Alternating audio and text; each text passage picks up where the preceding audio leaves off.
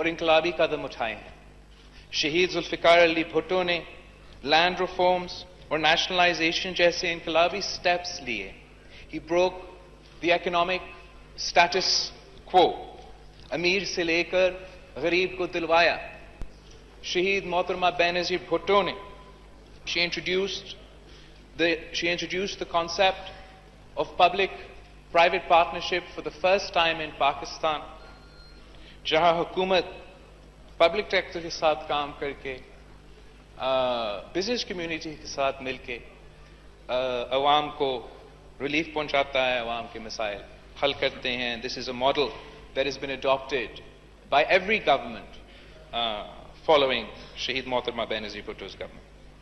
जब सदर ज़रदारी को मौका मिला, democracy was taking over from dictatorship. Terrorism was at its peak.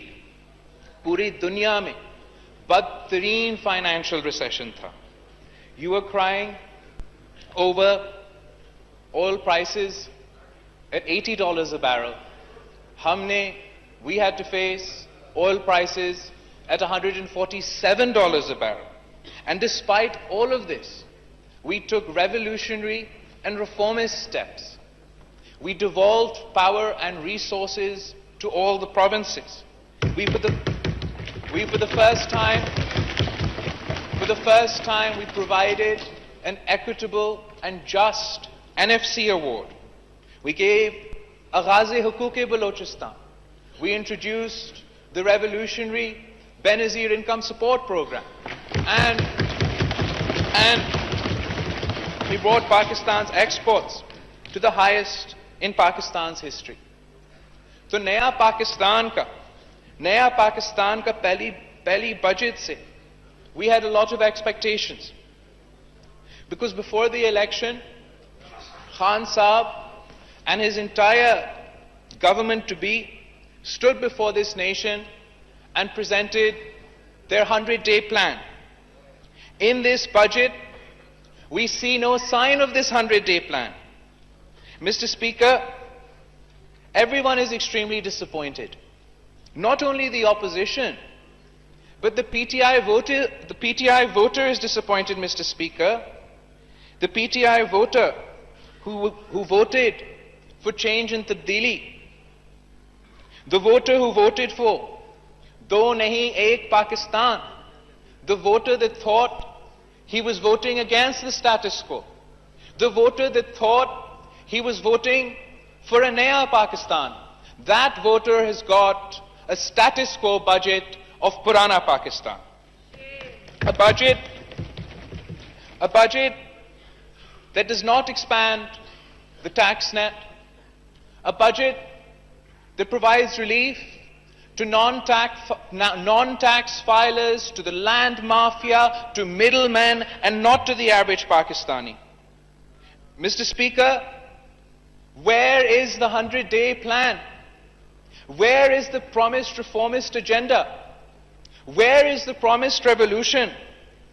We were promised 10 million jobs. Instead, we got a 250 billion rupee cut in the PSDP and a jihad against public sector employment. You are forcing people out of work, Mr. Speaker. We were promised Sehat ka insaf. Instead, we got a 14 billion rupee cut in health spending. We were promised education for all. Instead, we got a 6 billion rupee cut in higher education spending. We were promised an agriculture emergency.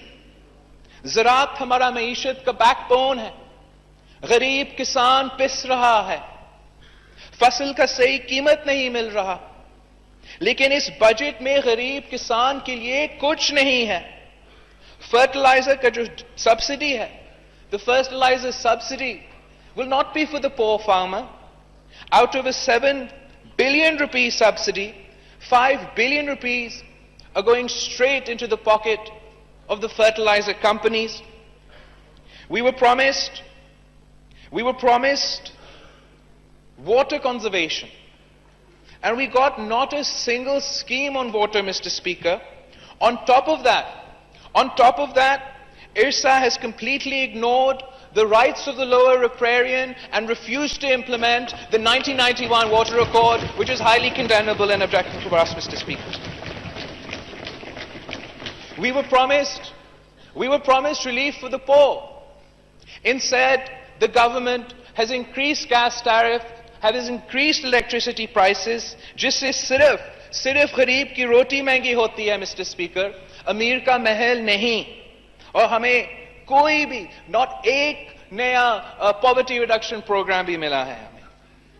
We were promised concrete steps to address provincial disparity.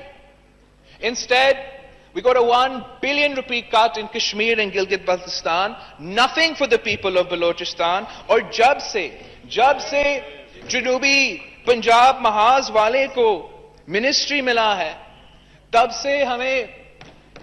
से जनूबी पंजाब सूबा का जिक्र ही नहीं हो रहा. What's the delay, Mr. Speaker?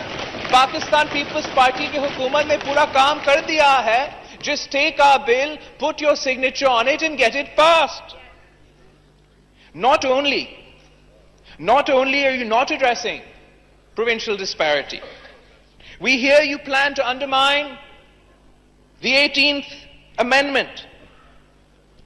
Let me be clear, Mr. Speaker, don't you dare. The Pakistan People's Party will not allow this government to usurp the rights of the provinces. The Pakistan People's Party will not allow this government to undermine the federation, and will not allow this government to undermine the basic principles of the 1973 Constitution, come what may. We were told, Mr. Speaker, that there would be no begging bowl. We were told there would be no loans. We were told there would be no IMF. And look at what we got, Mr. Speaker. The Prime Minister goes to Saudi Arabia on his first trip, begging bowl in hand. Is it not true, Mr. Speaker, that the government is currently negotiating with the IMF? Why the secrecy? Why the lack of transparency? Why the lies? Will the Finance Minister deny that Naya Pakistan is going to Purana IMF? Because I can confirm, Mr. Speaker, that we will be going to the IMF. They will be going to the IMF. Mr. Speaker, this confusion does not end with the IMF.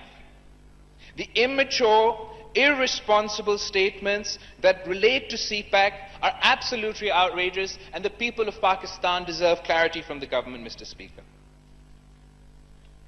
Finally, Janab Speaker, amongst all this confusion that the government has created, does it realize that any corrective, reformative step will be in vain if we do not address the elephant in the room?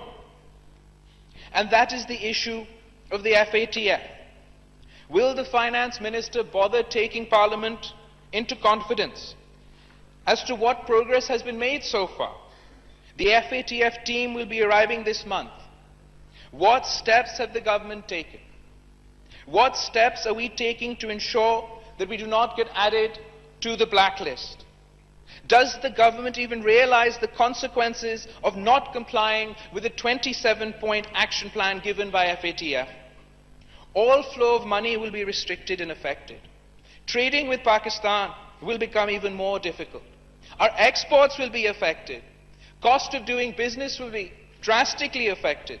The problem, Mr. Speaker, the problem is that this government sees no need to brief Parliament. The lack of transparency screams of lack of accountability. Fraternizing with banned organizations, forming electoral alliances directly affects the image and standing of Pakistan, as does cabinet members secretly meeting with such people in prisons. This is utterly condemnable, Mr. Speaker. Mr. Speaker,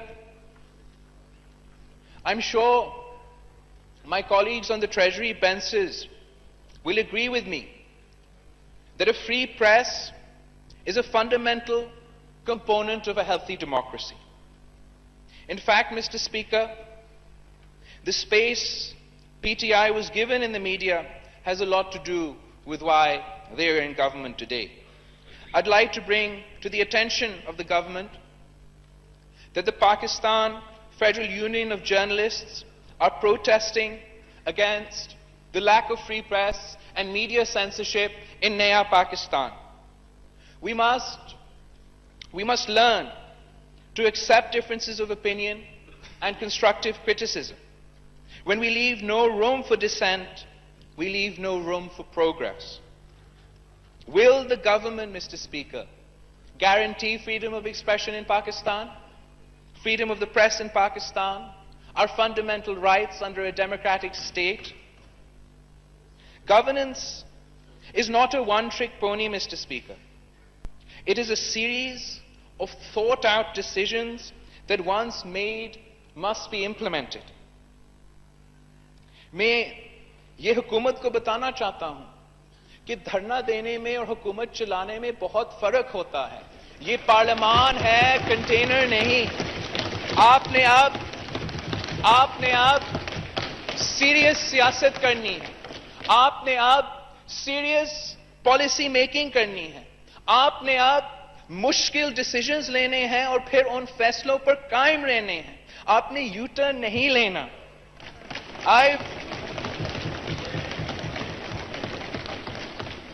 I've said it before and I'll say it again. We want to work with the government in greater public interest. We want to see 10 million jobs, 5 million homes. We want to conserve water and boost our agriculture.